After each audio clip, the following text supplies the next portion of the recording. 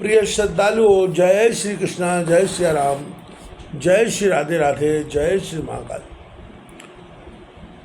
इस प्रवचन में श्रवण कीजिएगा रामचरितमानस लंका कांड की चौपाइयाँ, मूल पाठ, हिंदी अर्थ एवं व्याख्या सहित। भेर दुंदवी निशान गान काल खेत करत, धीर वीर अग्र मौन गाजी भाजी शब्द भक्त। लज्जित अपना रथ संभाल कर और उसमें दष्ट पुष्ट चौड़े जोत कर, शंका त्याग कर, शस्त्र बांध और बड़े बली वीरों को लेकर वह दुष्ट सज्जित हुआ। भेरी दुंदवी निशान बजने लगे, कड़खेत कड़खा गाने लगे। बड़े धीर वीर योद्धा आगे हो महाध्वनि से गरजते चले। जीव आस त्रास नाश बाज मोह छंड छंड छंड, बंक शोर शंक दूर वीरता सपूर चंड।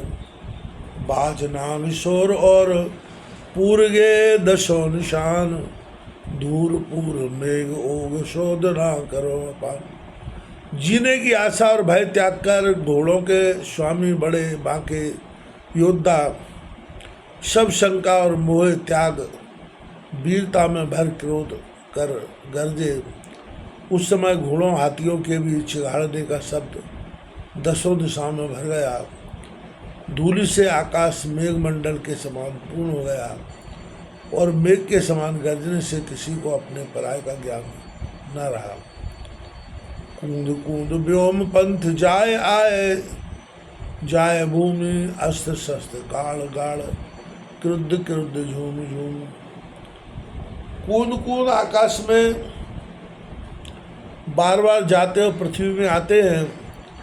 अस्त्र शस्त्र निकाल निकाल कर महाक्रोध कर झूमते। प्रलय मनो चाहत करन, अनितमी चर चंड।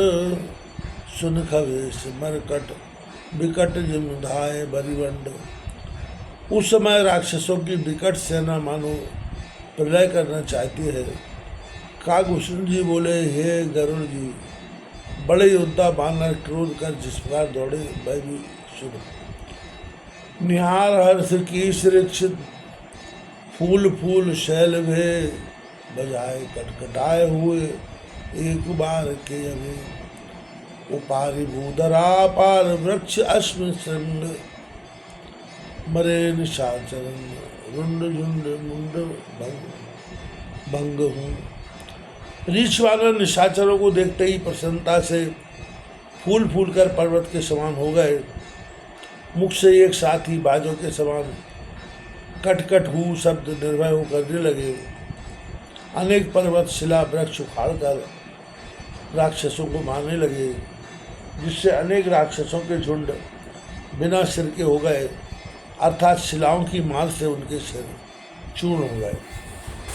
आगे तुलसी बाबा कह रहे हैं, श्रवण कीजिएगा। लंका कांड युद्ध कांड है, इसमें युद्ध का ही वर्णन आपको श्रवण करने को मिलेगा। रदि हरि मृगावती सवार उष्ट भंडहु, मनो विचित्र वाहिनी दही मनोज कंडहु। हलय धरा बलय विचार भार धार को सके, सुने पुकार जयति राम शत्रु से नहीं बके। जिस प्रकार मृगों को मारकर सिंह नष्ट कर देता है, वैसे ही वानरों ने राक्षसी सेना का विध्वंस कर दिया और हाथी घोड़े सवार ऊंट आदि से उस सेना की ऐसी शोभा हो रही थी मानो काम ने सब विचित्र सेना का खंड कर दिया।